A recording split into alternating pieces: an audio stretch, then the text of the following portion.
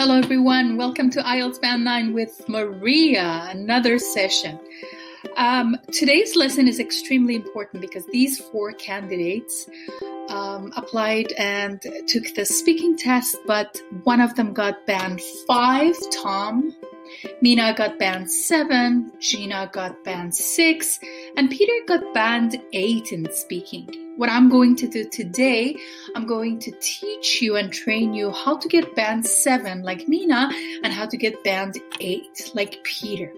Tom, when he started to have the presentations and the speech in front of the examiner, he kept repeating his words. When the candidates are repeating the words, unfortunately they get band 5 and not higher than band 5.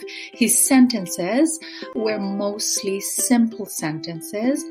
Tom did not have compound sentences, and most of the sentences that he created and built in his speech were having some grammatical errors. Mina, on the other hand, she got band 7. Mina is using wide range of vocabulary and conjunctions.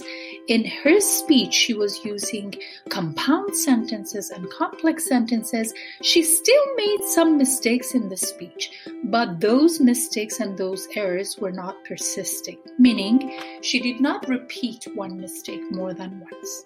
Gina is the next candidate. She got band 6.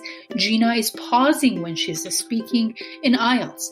In IELTS, when you're in front of the examiner, you should not pause. You should keep speaking correctly.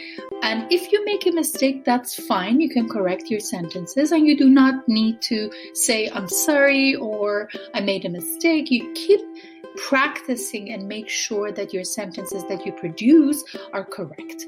Gina is pausing when she speaks and she mispronounced some words.